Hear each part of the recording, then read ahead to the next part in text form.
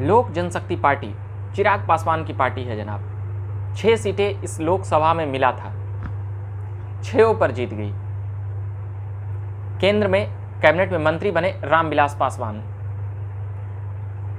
मगर 2020 विधानसभा से पहले ही उनका दुखद समाचार सुनने में आता है, दुखद समाचार होता है, रामविलास पासवान जी गुजर जाते हैं।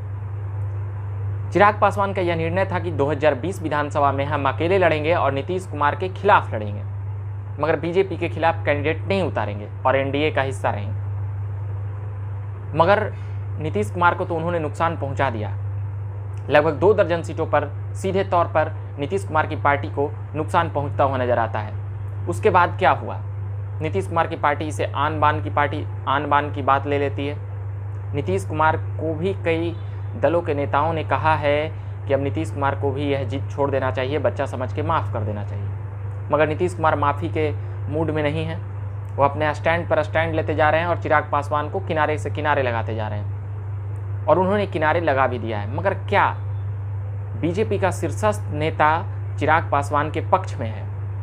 यह भी एक बड़ी बात है, क्योंकि उनकी जिस प्रकार से 6 सीटें हैं और रामविलास पासवान उनके ओर से जो मंत्री थे वह गुजर चुके हैं, तो क्या उनके बेटे को केंद्र में मंत्री बनाया जा सकता है? क्योंकि विधानसभा में 1 ही सीट आया और वह भी जदयू को ओर ही झुकता हुआ नजर आते हैं। तो और जो सबसे बड़ी बात थी, केशव सिंह ने जो बातें कही थी कि प्रिंस पासवान और चिराग पासवान को छोड़कर बाकी तमाम सांसद जदयू ज्वाइन करने वाले हैं या पार्टी को तोड़कर हम लोग अलग करने वाले हैं। कई पार्टी के नेता जदयू में शपथ लेते हुए नजर आए, एलजेपी के, मगर कुछ ही दिनों पर उसके बाद 2 दिनों बाद ही बीजेपी में शपथ लेते नजर आए।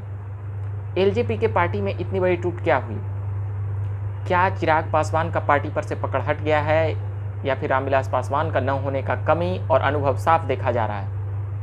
इन सभी बातों को चिराग पासवान काफ़ी ध्यान से देख रहे हैं और समझ रहे हैं। एक बातें आती है भविष्य की बातें। नीतीश कुमार अब राजनीतिक कह सकते हैं कि एक अंत की ओर बढ़ रहे हैं, क्योंकि 15 साल मुख्यमंत्री और 70 प्लस में जब आप आ जाएंगे तो फिर आपके लिए राजनीति में ज़्यादा कुछ पाने के लिए केवल प्रधानमंत्री और राष्ट्रपति का ही गद्दी रह जाता है।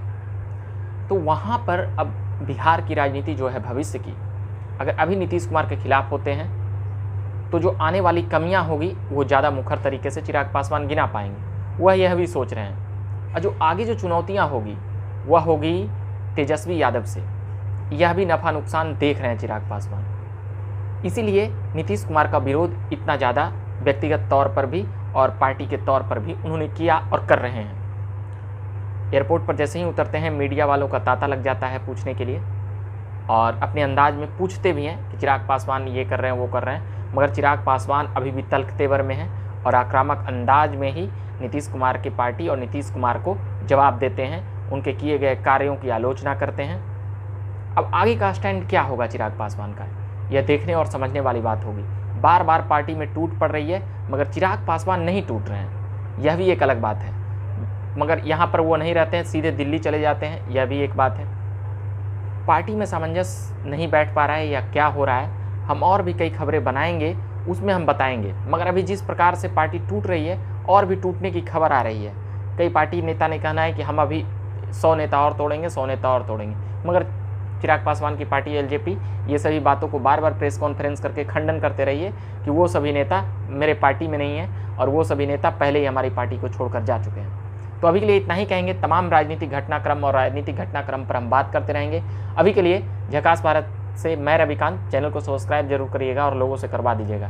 धन्यवाद।